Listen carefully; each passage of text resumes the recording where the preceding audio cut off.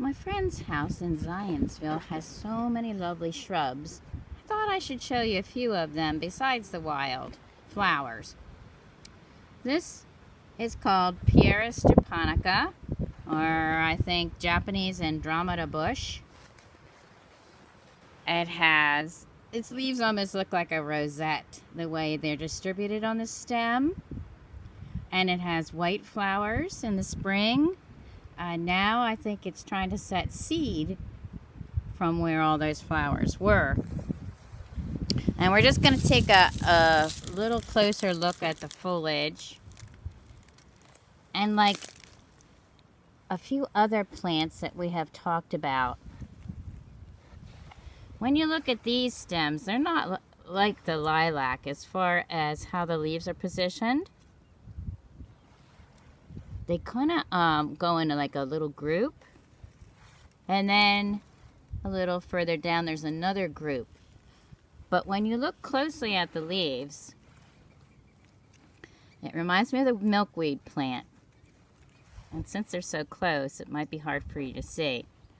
But let's say two are growing opposite each other and they're pointing north.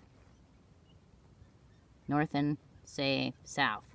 And then the next two are growing opposite each other and they're pointing east-west. And then the next pair under that would be pointing, like north-south. And the next pair of leaves under that would be pointing east-west. So they alternate in groups down the stem. I want you to think about why God would make the leaves that way. What would be the advantage to the plant if all the leaves grow straight down under each other? Would they get more sun or more shade, the ones under the top? Is it a possibility that by alternating this way, they get as much light as possible to make the food for the plant? It's also quite lovely. I want you to look at the leaf to identify, just to help our learning how to identify leaves. This is a harder leaf. It's waxy.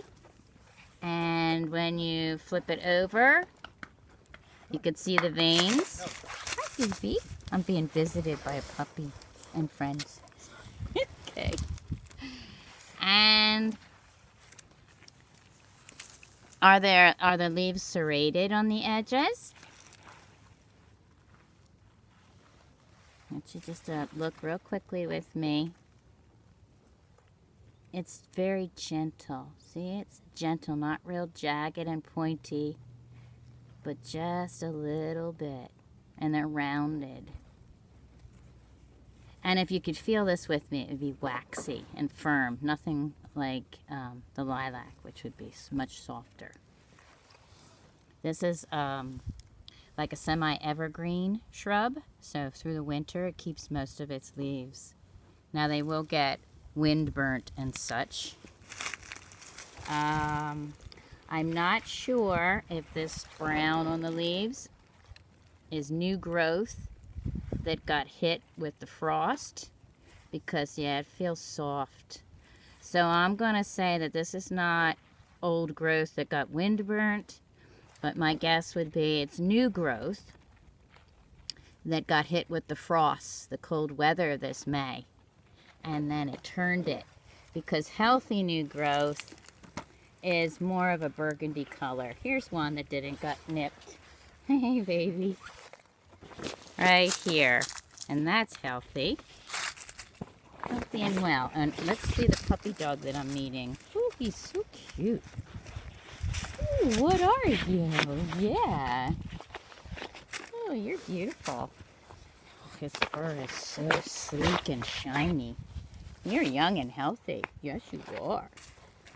And we'll stop there on the Pieris japonica.